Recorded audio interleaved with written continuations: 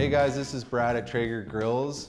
Right now I'm going to show you how to remove an auger jam in the event that your auger stops spinning and is not feeding pellets into the fire pot. The first thing we need to do is remove 4 screws. You got 1, 2, 3, and 4 on the back side, as well as the screws that hold your controller in place.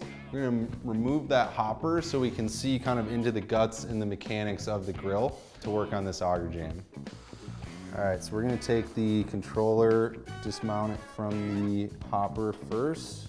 So you wanna put the controller back through the mounting hole.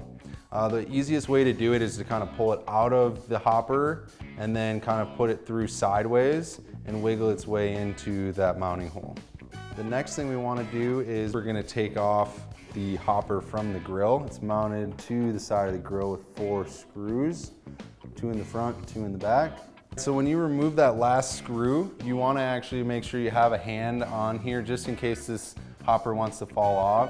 Just lift up a little bit. Your controller may dangle down. Shouldn't be a problem when it's hanging by the wires. And now we are into the guts of the grill and we can work on our auger jam. Right now, just so we can show you kind of a better, closer look at what's going on, we pulled the entire hopper burner assembly out of a junior grill that has an auger jam. There's a couple tools that you're gonna need to get rid of your auger jam. One of them is gonna be a 7/64 Allen key, a pipe wrench. You may also need a flathead screwdriver and Phillips head screwdriver, as well as a set of pliers and something that has a flat edge on it. We have a hammer here. We're gonna use that to clean out the stuff that's in the auger shaft. First thing we're gonna do is remove the shear pin that is holding the auger motor to the auger shaft.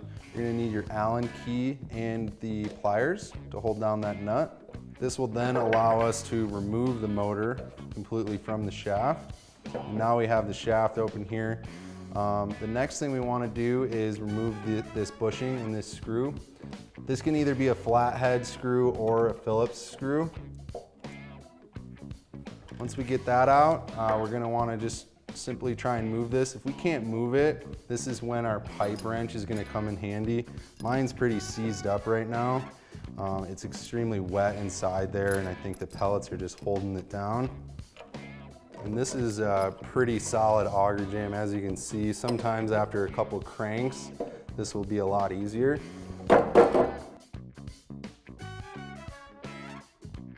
Once you get the auger removed from the auger shaft, you can either use a hammer or something with a flat edge. Sometimes the auger actually works really well also. You just spin it, push it in and out, and it should help clear the stuff that's seized up inside there.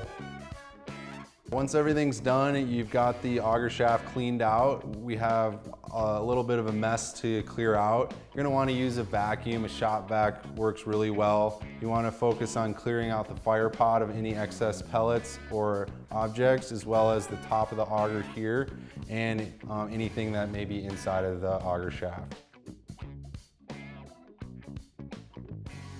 All right, now that you have the auger shaft cleaned out, we're just gonna put everything back together the same way that we did it. You'll first put the auger back into the auger shaft. You will set the bushing here with the set screw, and then you will attach the motor back to the auger and use that shear pin, and you should be back up and running.